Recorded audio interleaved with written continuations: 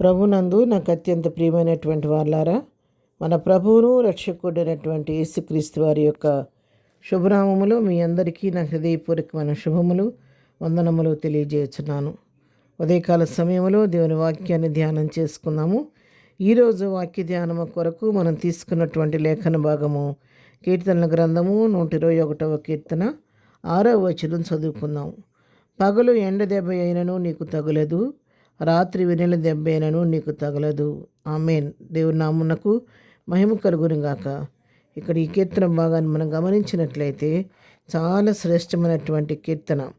ఈ కీర్తనలో దేవుడు తన బిడ్డలకు ఇచ్చేటువంటి ప్రొటెక్షను ఏ విధంగా ఉంటుందనే విషయాల గురించి చక్కగా వ్రాయబడ్డాయి. అన్ని విషయాలు కూడా దేవుడు తన బిడ్డలను తన కంటికి రెప్పలాగా ఎలా కాపాడుతూ ఉంటాడు, వాళ్ళు ఎలా సంరక్షిస్తూ ఉంటాడో, ఎలా వారి ఆపదలో ఆయన తోడుగా ఉండి నడిపిస్తాడో అనే విషయాలు ఈ కీర్తన గ్రంథంలో మనం గమనిస్తూ ఉంటాం. ఇక్కడ వాక్య భాగాన్ని మనం గమనిస్తే పగలు ఎండ దెబ్బైనను నీకు తగలదు, రాత్రి వెన్నెల దెబ్బైనను నీకు తగలదు. అవును ప్రిలారా, మరి దేవుని కృప మనకు తోడుగా ఉంటే పగలు ఎండ దెబ్బ మనకు తగలదు, మరి రాత్రి వేళ వెన్నెల దెబ్బ కూడా మనం తగలకుండా ఆయన తన రెక్కల క్రింద మనలను కాపాడే దేవుడు అయినాడు. అందుకే కీర్తన గ్రంథం 91వ కీర్తనలో కూడా మనం గమనిస్తే 5వ వచనం, రాత్రివేళ కలుగు భయమునకైనను, పగటివేళ ఎగురు బాణమునకైనను, చీకటిలో సంచరించు తెగులునకైనను, మధ్యాహ్నమందు పాడు చేయు రోగమునకైనను నీవు భయపడకుందువు. ఎందుకని ఏ కారణాన్ని బట్టి భయపడకుందువంటే, మొదటి వచనం చూస్తే మహోన్నతుని చాటు నివసించువాడే సర్వశక్తి నీడను విశ్రమించువాడు.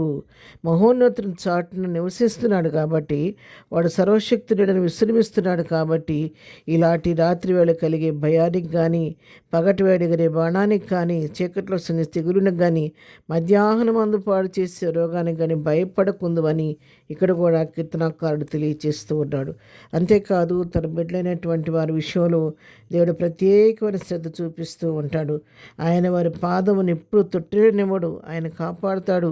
వారిని ఇశ్రాయేలుని కాపాడువాడు కునుకోడు నిద్రపోడు అని చెప్పినట్టుగా జన్మనిచ్చిన తల్లి సైతము తన బిడ్డ ఒకవేళ అనారోగ్య పరిస్థితుల్లో ప్రమాదకర పరిస్థితిలో ఉన్నప్పటికీ కూడా సాధ్యమైనంత వరకు కొన్ని రాత్రులు నిద్రాహారాలు లేకుండా ఆ బిడ్డ కాపలా కాస్తగానే ఒక పర్టికులర్ టైం వచ్చినప్పుడు ఆమె యొక్క బాడీ ఆమె కోఆపరేట్ చేయలేని పరిస్థితి వచ్చినప్పుడు, కన్న తల్లి అయినా సరే బిడ్డ పరిస్థితులు అట్లా అపాయకర పరిస్థితులు ఉన్నప్పుడు కూడా తల్లి తట్టుకోలేక కునిగిపాటు వచ్చేసి నిద్రపోద్ది. కానీ అందుకే గర్భంలో పుట్టిన బిడ్డను చంటి పిల్లను కరుణించుకున్న తల్లి మరచిన వారైనా మరచుదురు కానీ నిన్ను మరువనని చెప్పి యెషయా గ్రంథం 49:15 చెప్పినట్టుగా తల్లి అయినా మరుస్తుంది కానీ నిన్ను మరువని విడువని ఎడబాయిన దేవుడు మనతో ఉన్నాడు. ఆయన ఎన్నడూ కూడా కునుకక నిద్రపోక దేవారాత్రులు మన కంటికి రెప్పలాగా మనల్ని కాపాడే దేవుడై ఉన్నాడు. మరి ఆయన కుడి ప్రక్క నీడగా ఉండి మనం చేపట్టుకొని నడిపించే దేవుడై ఉన్నాడు. ఏ అపాయం రాకుండా ఆయన మనం కాపాడే దేవుడే, మన ప్రాణాన్ని కాపాడే దేవుడై ఉన్నాడు. అంతేకాదు ఇది మొదలుకొని నిరంతరము నీ రాకపోకలు యెహోవా నిన్ను కాపాడును. మన రాకపోకల్లో కూడా ఆయన కృప తోడుగుంచి మనం వెళుతున్న మార్గాల్లో చేస్తున్న ప్రయాణాల్లో కాపుదలు ఇచ్చి నడిపించే దేవుడే అన్నాడు. ప్రియమైనటువంటి వాళ్ళారా, భయంకరమైన దినాల్లో అపాయకరమైన దినాల్లో జీవిస్తున్నటువంటి మనము అలాంటి దేవుణ్ణి మనం మరి రక్షకుడిగా చేసుకుంటే ఆ మహోన్నతుని చాటు మనం విశ్రమిస్తే, సర్వశక్తిని నీడను మనం ఆశ్రయిస్తే ఈ అపాయకర దినాల్లో దేవుడు నిన్ను నన్ను కూడా కంటికి రెప్పలాగా కాపాడి ఏ అపాయం రాకుండా తప్పిస్తూ ఉంటాడు. నా జీవితంలో నేను చెప్పగలను ధైర్యంగా, ఎన్నో అపాయాలు, శోధనలు, వేదనలు, బాధలు, అపాయకర పరిస్థితులు, మరణకరమైన పరిస్థితులు కలిగినప్పుడు కూడా నా ప్రభువు నన్ను కంటికి రెప్పలాగా కాపాడి అలాంటి భయానకమైన పరిస్థితులను విడిపించిన ఇంతవరకు సజీవురాలుగా ఉంచాడు.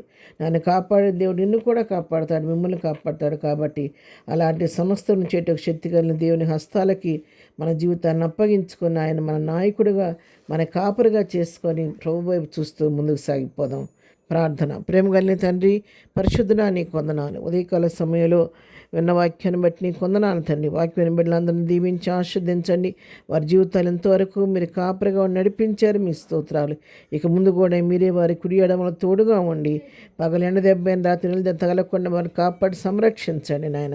వారి చేయ పనుల్లో మీరు తోడుగుండండి. వెళుచున్న మార్గాల్లో నీ కాపుదల దయచేయండి. ఇదైనా బర్త్డే, మ్యారేజ్ జరుపుకున్న బిడ్డలను దీవించండి, ఆశీర్వదించండి. బలహీనలు ముట్టి స్వస్థపరచండి. దుఃఖం దుఃఖంలో ఉన్న వారిని ఓదార్చండి. ప్రతి వారి అక్కల అవసరం నామములో తీర్చి నీ కృపలో భద్రపరచమని యేసయ్య శ్రేష్టమైన నామం పేరట ప్రార్థించి అడిగి పొందుకొని ఉన్నాము తండ్రి. ఆమెన్. ప్రభు కృప సదాకాలము మనందరికీ తోడై ఉండి నడిపించును గాక. ఆమెన్.